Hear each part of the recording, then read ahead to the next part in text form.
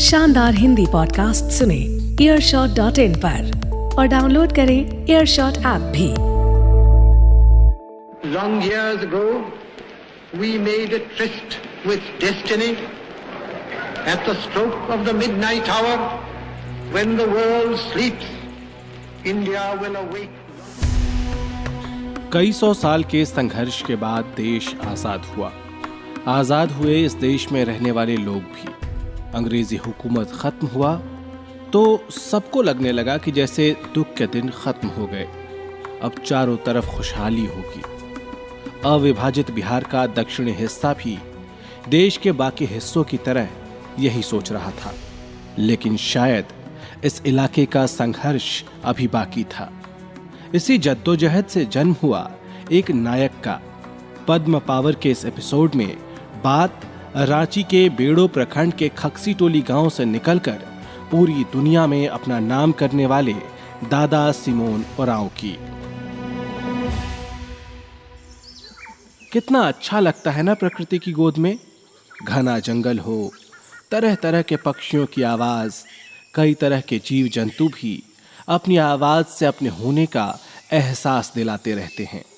कहीं नदी बह रही हो या किसी झरने की आवाज आपको अपनी तरफ खींच रही हो, जंगल को जिसने भी कभी भी महसूस किया हो वो उसे कभी भूल नहीं पाता। घूमने फिरने के लिए तो ठीक है, लेकिन किसी जंगल में जीना कतई आसान नहीं होता।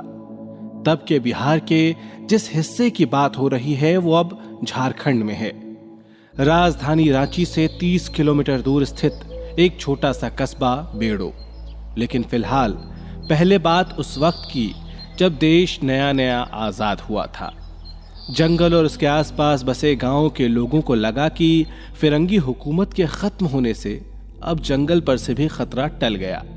लेकिन जल्दी ही यह भ्रम टूटने लगा। युवा सिमोन ओरांव के गांव में जल्दी ही अनजान लोग दिखाई देने लगे। चारों तरफ पेड़ कटने लगे। मालूम चला कि गांव के जंगल पर वन विभाग ने दावा कर दिया है और ठेकेदारों को पेड़ कटाई के ठेके मिलने लगे। जंगल की कटाई का तर्क भी अजीब था। कहा गया कि पुराने पेड़ कटेंगे तभी तो नए पौधे उनकी जगह पर जन्म लेंगे। लकड़ी तस्करों की 10 उंगलियां घी में और सर कढ़ाई में था। जंगली इलाकों में तेजी से पेड़ काटे जाने लगे। बड़ी तादाद में लोग आरी, कुल्हाड़ी और तरह तरह के हथियारों से पेड़ काट रहे थे। बड़े बड़े ट्रक गांव में लकड़ी ढोने के लिए आने लगे। ये सब होता देख सिमोन ओरांव का खून खौलता था। आसपास के गांवों के लोग एकजुट हुए और विचार विमर्श हुआ।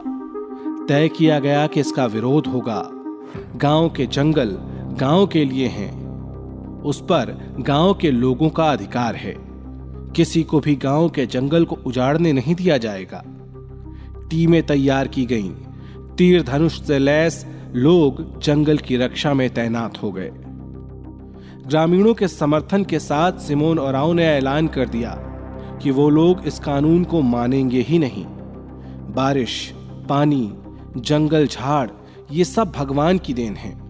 सिमोन की अगुवाई में एक गांव से शुरू हुआ यह विरोध बढ़ता चला गया।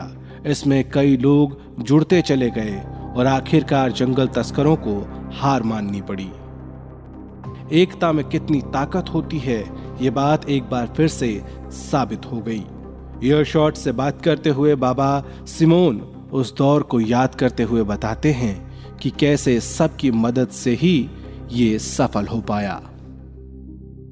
देखिए, कोई काम करना है तो सब गांव घर का सब साथ सब मिल के एक साथ करना, हम उसी करते हैं। हालांकि ये सब करना आसान बिल्कुल नहीं था।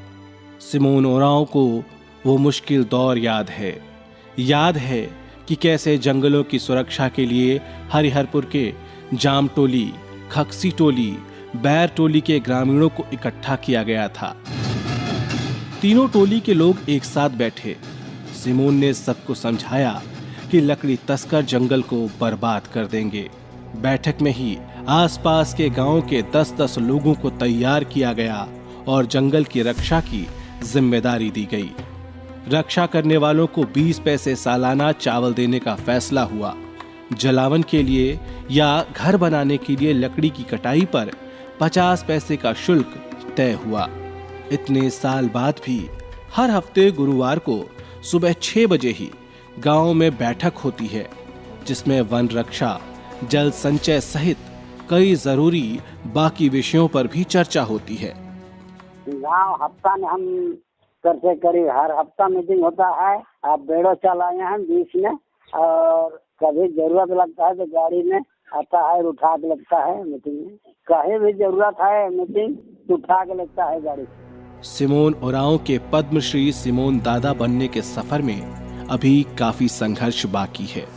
पूरी कहानी बताऊंगा अगले एपिसोड में। आप सुन रहे हैं पद्म पावर में सिमोन उरांव की कहानी, जिसे लिखा और आवाज दी है गौरव कुमार पांडे ने। रिपोर्टिंग है नवनीत सिंह की और साउंड डिजाइन किया है आर्यन पांडे ने।